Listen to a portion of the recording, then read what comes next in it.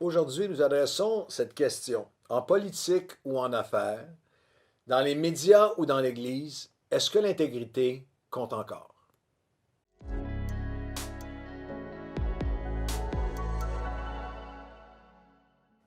Bonjour à tous et bienvenue à votre café matinal en cette journée consacrée au jeûne et à la prière. C'est une journée toutes les semaines qui est tellement bénissante. Vraiment, c'est une journée bénie où, avec vous, je commence la journée, mais après, dans le cours de la journée, des temps de prière avec les pasteurs, des temps de prière avec l'équipe Nouvelle Vie, des temps de prière avec des pasteurs de partout à travers la francophonie, avec le mouvement de l'Association chrétienne pour la francophonie, et également des temps de prière personnels, des temps mis à part. Les espaces de repas sont consacrés, le temps est consacré à chercher Dieu. Et à cet égard, je veux vous inviter ce dimanche 22 novembre à 16 heures l'après-midi, à 4 heures l'après-midi au Québec, 16 heures l'après-midi, heure du Canada, nous allons avoir une réunion de prière live en ligne directement avec vous. Alors, je vais être là, l'équipe de louanges, l'équipe pastorale, vous allez pouvoir envoyer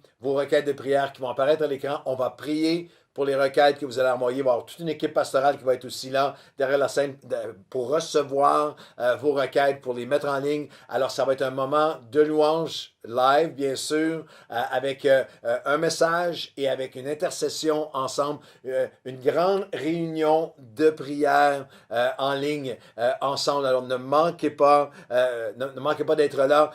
Ça ne sera pas une longue réunion, peut-être 1 heure ensemble, un moment intense dans la présence de Dieu en live ensemble ce dimanche 22 pour la réunion de prière de l'Église Nouvelle Vie. Nous continuons aujourd'hui avec Transformer, notre série d'automne transformée. Et dans les prochains, à partir des prochains, suivez bien dans les prochains cafés matinaux. On va adresser ensemble, continuer avec, j'ai apporté un message récemment sur guérir de la colère. Et d'une certaine façon, on est encore dans cette première partie qui est guérir de la colère face aux autorités, face à le chrétien, face au monde politique, au monde séculier. Mais nous allons poursuivre dans les prochains cafés matinaux avec guérir de la colère envers les autres, envers soi-même et même la colère contre Dieu. Alors suivez-nous sur les cafés matinaux. Aujourd'hui, nous continuons avec le rôle, la place du chrétien et de l'Église chrétienne face à la politique. Je veux réitérer, faire bien attention de réitérer à tous les croyants, mon appui, mon respect pour ceux qui militent dans les milieux politiques, ceux qui sont militants, ceux qui s'impliquent, on a beaucoup de chrétiens, plusieurs chrétiens de notre Église qui ont été candidats dans des différents partis politiques, plusieurs qui ont été élus. Il y a plusieurs députés qui ont été membres de Nouvelle Vie au fil des années. C'est quelque chose qui est noble, qui est important de voter. Lorsque cette semaine, nous avons commémoré ensemble le jour du souvenir, lorsqu'on s'est souvenu ensemble du sacrifice des soldats. Moi, je me souviens plusieurs fois d'avoir visité des endroits extrêmement émouvants, que ce soit dans le nord de la France, que ce soit Dunkerque, que ce soit en Normandie, de voir ces champs de croix blanche où des soldats, des jeunes garçons de 18, 19, 20 ans, de partout à travers le Canada, du Québec, de France, de partout, les alliés qui ont combattu et parfois au prix de leur vie afin que nous puissions avoir la liberté, qu'on prend souvent pour acquise à la légère, d'aller voter. Alors, je vais réitérer l'appui pour tout ce processus, également réitérer que il y a un équilibre qu'on doit poursuivre tout le temps. Un équilibre, oui, de supporter, selon nos consciences, selon le mieux que nous pouvons connaître, les candidats, dans la plupart des cas au Québec et dans beaucoup d'endroits en francophonie dans le monde, des candidats qui sont non chrétiens, qui sont aussi appelés à devenir des élus pour toutes les confessions de foi, pour tous les citoyens, qu'ils soient, quelle que soit leur confession de foi, ou athées, ou quels qu'ils soient. Oui, chercher à supporter les candidats qui sont le plus selon ce qu'on peut voir et connaître, selon nos convictions, selon respect et honore les valeurs qui nous sont importantes, mais il y a des limites en tant que croyants à notre mission d'essayer de faire penser chrétiens des gens qui ne le sont pas et qui sont appelés à servir la communauté entière. Et il y a même un principe biblique spirituel, très important, que Paul souligne dans 2 Corinthiens, chapitre 4. Je lis quelques versets parce qu'il s'applique à toutes les époques, mais il s'applique à nous. C'est pourquoi, ayant ce ministère, verset 1, allez jusqu'au verset 6, c'est pourquoi, ayant ce ministère selon la miséricorde qui nous a été faite, nous ne perdons pas courage. C'est notre cœur de courage pour continuer à servir Dieu à travers cette saison houleuse. Nous rejetons les choses honteuses qui se font en secret.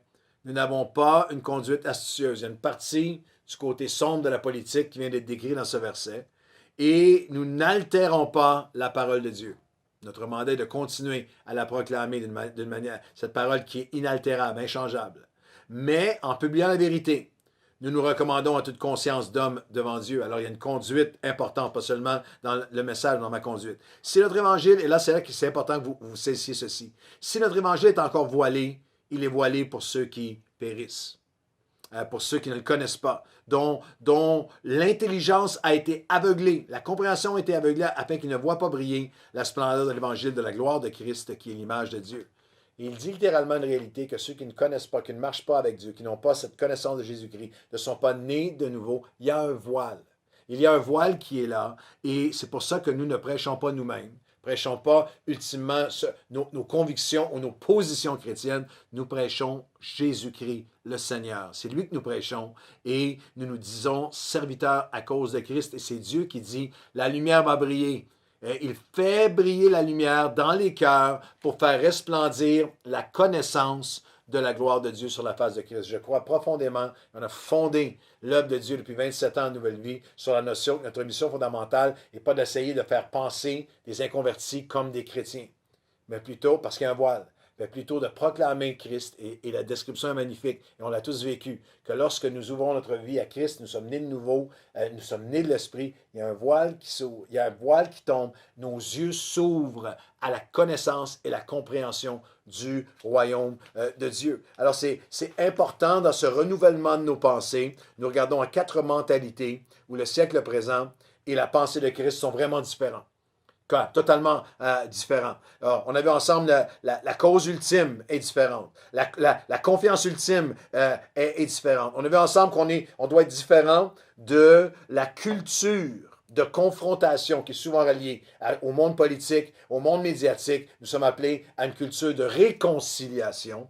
Mais la 4e et dernière notion, aujourd'hui et demain, une 4e et très importante différence entre la vision du monde selon le milieu politique, et la vision du monde, selon le Seigneur Jésus, selon la parole de Dieu, c'est la dimension du caractère, de l'intégrité, les valeurs personnelles du candidat ou du parti, sa conduite versus ses politiques. La politique prétend de plus en plus, dans le monde dans lequel nous vivons, dans le siècle présent, prétend de plus en plus que les résultats comptent plus que le caractère des leaders. Quel que soit quelle est sa vie, qu'est-ce qu'il a fait, qui il est, en autant qu'il me donne ce que je crois qui est important pour moi. La politique incarne cette notion que, ce cynisme, que tu peux couvrir, tu peux mentir, tu peux promettre des choses que tu sais bien que tu n'accompliras pas, tu peux cacher, tu peux démoniser l'autre, tu peux même, remplir, tu peux le couvrir d'accusations qu'au fond, tu sais, ne sont même pas vraies. Tu vas essayer d'entraîner le plus de gens possible dans le sillon de la démonisation de l'autre, même si tu sais que c'est pas vrai. L'important, c'est de gagner. L'important, la fin justifie les moyens. Il y a plein de chrétiens en ce moment qui vont de toutes sortes de façons en disant c'est peu important la conduite, peu important la moralité, c'est peu important l'intégrité, c'est la fin justifie les moyens. L'important, c'est la victoire. La Bible enseigne que c'est faux, que c'est mensonger, et la Bible est diamétralement opposée à cette notion. Bibliquement, en leadership, être est plus important que faire. Qui je suis compte plus que ce que je dis. Qui je suis dans le lieu secret, hors caméra, hors scène, est plus important que ce que je prétends dans les discours sur l'estrade. En langage Nouvelle Vie, dans notre ethos ici, dans notre éthique, dans notre culture de leadership à Nouvelle Vie, le parcours est plus important que la destination. En d'autres mots, comment tu y arrives est plus important que à quoi tu vas arriver. La destination est une chose, mais est-ce que tu es arrivé dans la vérité, dans l'authenticité? Est-ce que tu es arrivé dans l'intégrité? Est-ce que tu es rendu dans le respect? Comment tu as traité les gens? Comment tu as traité la vérité? Comment tu t'es comporté? La notion, littéralement, d'intégrité, c'est une des grandes différences. Le caractère, l'intégrité, les motifs, la conduite. Jésus enseigne que tu connais un arbre à ses fruits, pas à ce qu'il prétend être, mais aux fruits. Et il y a un barème important. Il y a des centaines de versets bibliques qui soulignent ce principe. Je vous en lis quelques-uns. L'Ecclésiaste chapitre 10 et les versets 2 à 4. Le cœur des personnes sages les conduira dans le chemin qui est droit. Et le cœur de l'insensé le dirige vers la folie. Il y a une motivation intérieure, il y a des valeurs, il y a une intégrité, une droiture intérieure qui va conduire ses actions. Et là, il y a un avertissement qui est assez pertinent, encore en 2020, écrit dans le livre de la sagesse des millénaires passés. Le cœur des personnes sages les conduira dans le chemin qui est droit, le cœur de l'insensé le dirige vers la folie. Mais même si l'esprit de celui qui domine s'élève contre toi, ne quitte pas ta place. Car le calme prévient de grands péchés. Je vais continuer là-dessus demain, mais je crois que c'est un des grands avertissements pour le chrétien moderne. Même si l'esprit de celui qui domine s'élève contre toi, contre tes positions, contre l'esprit de calme, de respect. Il y a en ce moment tout un christianisme qui s'est littéralement complètement conformé au siècle présent. Conformé à ce siècle d'accusation, conformé à c'est pas grave l'intégrité du leader s'il en a ou non, c'est pas grave ce qu'il a dit, c'est pas fait. C'est pas grave si dans le fond il ment, puis on sait qu'il ment. Non, l'important c'est la cause. L'important c'est les enjeux. L'important c'est qu'on gagne. J'aimerais dire aujourd'hui que le cœur des personnes sages les conduira. Le mot cœur qui est ici ne parle pas de la pompe qui fait pomper le sang dans nos veines. En hébreu, leb, labé, labad. La volonté, les motifs intérieurs, l'intellect, les sentiments et les valeurs intérieures profondes comptent. Non seulement pour les politiciens, mais dans la dernière minute, pour toi et pour moi. Parce que nous sommes des leaders. Comme leader à mon travail, dans ma famille, avec mes talents, dans mon entreprise, dans mon ministère, dans mon mariage, dans tout ce que la sphère d'influence que je peux avoir. Comment je m'y rends est aussi important que la destination. Mon cœur, mon intégrité, ma droiture, la fin ne justifie pas les moyens avec Dieu. Comment j'accomplis les choses. C'est pour ça que la Bible dit, Dieu ne regarde pas comme les hommes regardent. Car les hommes regardent à ce qui frappe les yeux, mais Dieu regarde à nos cœurs. Alors aujourd'hui, Seigneur, nous voulons être des leaders devant toi. Nous voulons que tu nous aides à nous rappeler. Rappelle-nous que pour toi, il y a le leader intègre et le leader insensé. Il y a le leader au cœur qui est consacré, qui est droit envers la vérité, envers la justice. Et tu nous enseignes, tu nous donnes le portrait dans ta parole de ces deux types de leadership. Et aujourd'hui, nous voulons marcher plus près de toi, être plus comme le leader ultime, Jésus.